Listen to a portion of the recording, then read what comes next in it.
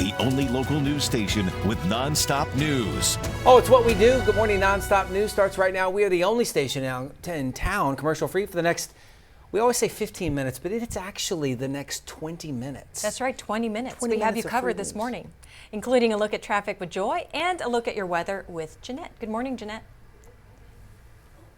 Oh, fine. Yeah, that's a $5 fine.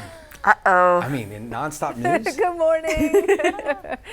I mean, all right, 6:41 on this Tuesday morning. Sorry about that. Temperatures, take a look at these temperatures for a late July morning. I'll take it. Low to mid 70s. Some spots, the valleys in the hill country, in the upper 60s. 75 right now in San Antonio. We're seeing some patchy high clouds. In Gonzales, it is 75 degrees, some lower clouds there, but the visibility is improving in Gonzales. The closer you get to the coast, though, the cloud cover is lower, so some visibility issues in those spots. Kerrville, Uvalde, mostly clear, a lot cooler, low 70s.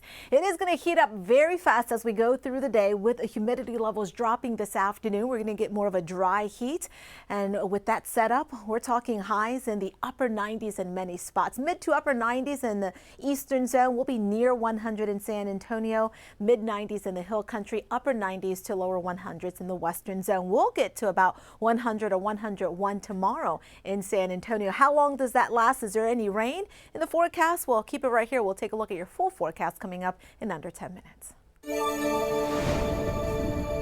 All right, we are taking a quick pause from talking about I-35. I-35 is still going to be our biggest concern as far as the delay and your morning commute. However, as you can see, we've got a bit of an issue here. Photojournalist David Mendoza bringing you this live picture right now from your South Texas Ford dealer, Sky4. I want to check in with him for the latest. David, good morning. Good morning, everybody. So yes, we have reports of an accident right here at West Avenue in Wildwood.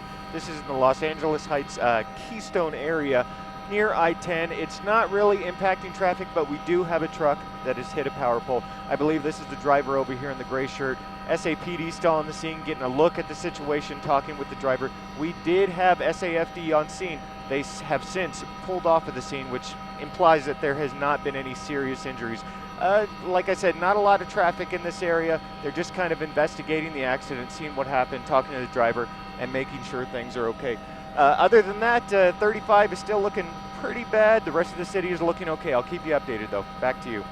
All right, David, thank you. We appreciate it. And anytime you have a power pole hit, of course, one of our questions is this going to affect power for anybody? As of right now, I was looking at the CPS Energy outage map. We are not seeing any outages reported, but you know, if they have to do any repairs to that pole, it's possible that CPS Energy crews may need to do some maintenance, shut some things down later. We'll keep on top of all of that for you. But as of right now, not affecting power for anybody. That power pole's still standing, so we've got that. Hopefully everyone involved in that is okay. Look at this. So along I-35, to get back to that big delay on the northeast side, it's shrunk.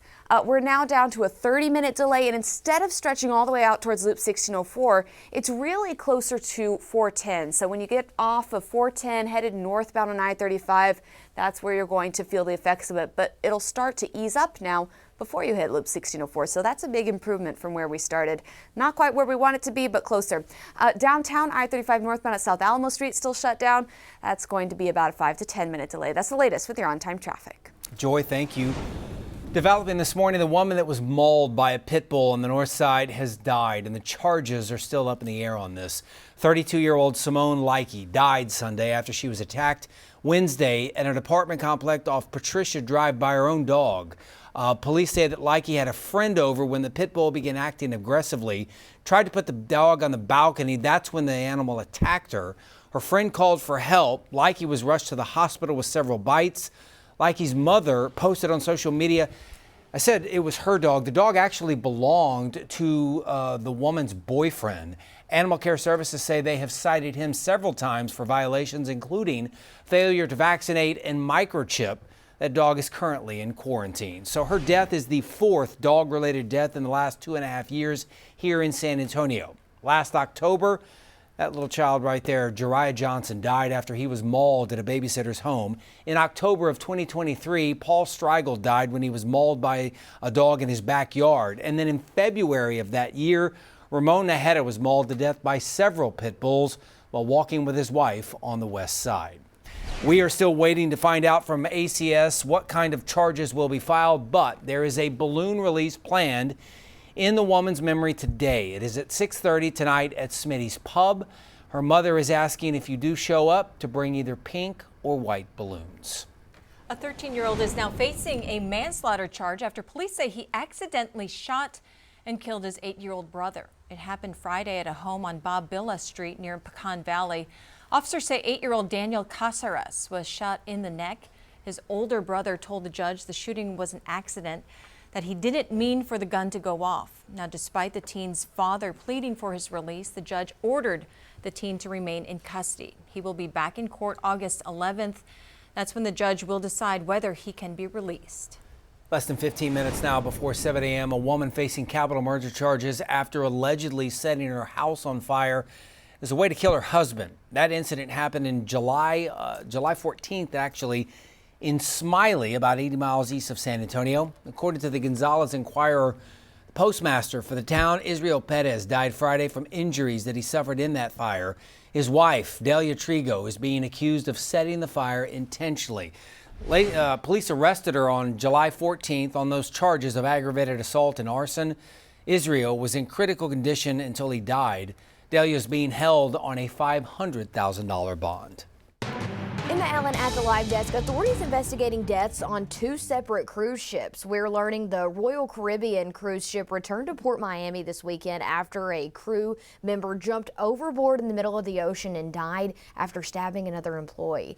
Video we have shows rescue crews rushing to try and save a man who actually plunged into the ocean. That video there. And on a Carnival cruise based out of Galveston, another death investigation is underway after someone died on the Carnival Dream cruise ship. Several agencies investigating what happened, but still no cause of death at this time. And one of the agencies is actually the FBI, but Carnival Cruise says it's standard practice for the FBI to review deaths that occur on cruise ships. That is the latest from the Live Desk. All right, Emma, thank you. After years of legal back and forth, Uvalde County leaders have voted to release records that are tied to the Robb Elementary School shooting. It's a victory for transparency. It's a victory for the parents, of course, most of all. It may hurt, instantly, but in the long run, you're gonna be way better off by being transparent. This marks a major shift in the push for transparency. For the past 3 years, News 4 has been a part of a lawsuit demanding those records be made public. No timeline now on when they will be released or when we will see records from the school district. Multiple hearings across Texas this week over the GOP's push to redraw congressional district lines. The Senate Redistricting Committee started meeting at the Capitol Monday afternoon, taking virtual public testimony. It also had in-person meetings at UT Arlington. The House Majority PAC announced a $20 million fund called the Lone Star Fund to target Texas Republicans if they move forward with new congressional maps. Experts say the clock is ticking. The public's window to weigh in could be closing fast. The next House hearing is scheduled for Thursday in Harlingen. Lawmakers have until August 19th to pass any final map. Well, happening today, local veterans will now have access to affordable housing options thanks to a new apartment project opening in the medical center. News 4 San Antonio's Tawny Davis is live right now with the details on the new community and how this will give veterans the resources they need. Good morning, Tawny. Good morning. Now, these are the Valor Hill apartments that are right behind me, and they are the new community apartments for veterans here in San Antonio to give them the chance that they need. Now, this project is in partnership with the San Antonio Housing Trust Public Facility Corporation and Good Homes LLC. Studio 1 and 2 bedroom apartments have been developed to prioritize accessibility and dignity to veterans in San Antonio. On-site support services and affordable rent tiers will be provided for those who qualify. There will also be resources nearby like the Audie Murphy VA Hospital and the VA Polytrauma Rehabilitation Center. This is in combination with on-site services like the Department of Veterans Affairs, Endeavors, and the American GI Forum to ensure residents have direct access. Now, the official grand opening of these Valor Hill apartments will be this evening from 6 to 7:30 p.m. and these apartments are located on Cinnamon Hill Drive. Reporting live, I'm Tawny Davis. Back to you. All right, Tawny, thank you. New this morning, Kerr County commissioners are dealing with, as you can imagine, a number of issues right now surrounding the flooding. All of this includes budget issues, help to families, looting, which sounds unthinkable, obviously, with what's happening there, and fraud cases as well. News 4 San Antonio's Christina De Leon was at that commissioner's court meeting yesterday and joins us live with what they had to say. Good morning, Christina. Good morning, Marissa. Good morning, everyone. You know, so many families who still need assistance, as you can imagine. So county commissioners approved getting help from FEMA. There's an August 5th deadline for that. That help would cover the cost of the more than 70 homes damaged or destroyed by the 4th of July floodings. That's in the Center Point area alone. The burn ban also lifted outside the city limits during the daytime, except in those piles near the river. Those piles, they asked for them to stay intact so they can actually be checked again. Sadly, for any remains, remember there are still 2 people missing from those floodwaters. But also on the agenda was approving the need for a criminal investigator. Listen to this. The sheriff, Larry Latha, talking about a slight increase in crime nowadays, including with looting, fake donation sites, and a fraud case they already have, with the prediction of more crime to come. Listen. Right now, we've got plenty of help here, and it has already started. I won't get a lot of detail, but it has. And like I said, we got our first fraud case. I really look for that to come up, but the Attorney General's office is going to help us with that. But like I said, once everybody leaves, we'll be taking care of all the businesses to be taken care of. Now, the next commissioners meeting is set for August 11th, where there will be an update on the progress that can be discussed. And obviously, they will get a better snapshot of how things have moved along and what else that the county needs right now, so desperately needs after the devastating floods that happened over the 4th of July weekend. Reporting live in the Content Center, I'm Christina De Leon. David, we will send it back to you. All right, Christina, thank you. Samsung has reached a $16.5 billion agreement to supply Tesla's latest AI semiconductors. That contract was announced Monday by Samsung, and Elon Musk then later confirmed the deal on social media. He posted that Samsung's new chip factory in Taylor will be dedicated to making the electric car giant's next generation A16 chip. Samsung's shares jumped to their highest since September of 2024 after news of the deal. Now your certified most accurate 4-zone weather with meteorologist Jeannette. A pretty nice morning all across the region. Good morning, everyone. Take a look at these temperatures. 69 degrees in Timberwood Park. That's the cool spot on the map.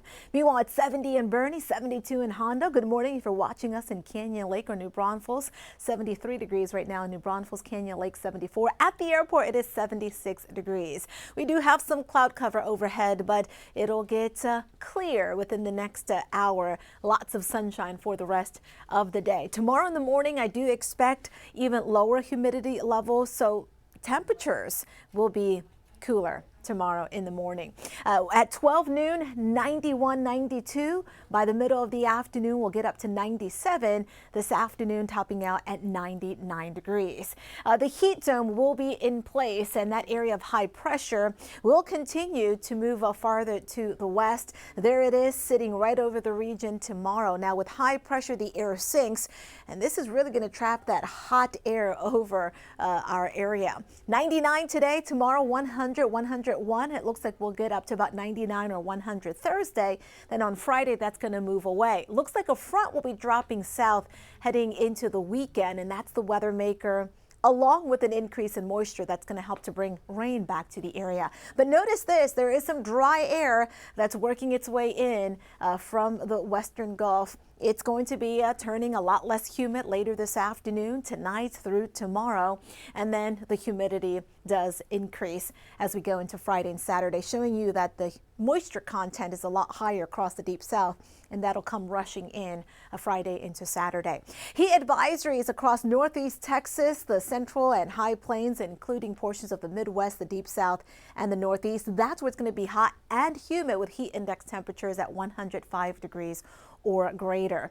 With high pressure, there's no rainfall, but there is rain farther to the west from West Texas to New Mexico. Seeing a little rain across the upper Midwest. The concern for severe weather later today, once again across portions of the Intermountain West and the northern plains. As we go through the day, we're going to see sunshine and then just some patchy clouds tomorrow and Thursday. A little more in the way of cloud cover Friday. A front will be dropping south late Friday into Saturday, and that's going to bring us the chance for rain. So slight rain chance Friday. Friday, 30% rain chance Saturday, and a 20% rain chance Sunday. With those rain chances, temperatures will be coming down even more.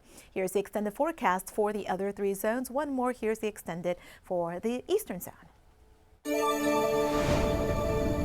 Okay, another live check-in on traffic. We are seeing a major delay on the northeast side. It's shifted, but still now over an hour. In fact, close to an hour and a half in the northbound lanes of I-35. It's no longer stretching all the way from 410 to Loop 1604. It's more from 410 out towards Judson, but still an hour and a half, guys. Not pretty there along I-35. We also have a crash here on the northwest side of San Antonio. That's Loop 1604 northbound at Culebra. About a 5-minute delay behind that. So not as bad as what we're seeing on the northeast side, but still something to be wary about. Little yellow markers here, some disabled vehicles out there. You can check your own commute here on the map. That's the latest with your on-time traffic. All right, Joy, thank you. Finally, get your sauces ready. Get a lot of napkins, some of those wipes. Yeah, those help too. National Chicken Wing Day. Fun fact, most chicken wings eaten ever in a sit-down contest. 444 in 26 minutes. Guy by the name of Patrick Deep Dish Bertoletti did that. If you're looking for deals today, try Pluckers. They'll be offering $1 bone-in wings and $2 beers. And I did the math. That comes to 17, a chicken wing eaten every 17 seconds. That seems like a lot. By the way, flats or drumsticks, that seems to be the big debate right now. All of it. Just give it to me, all of it.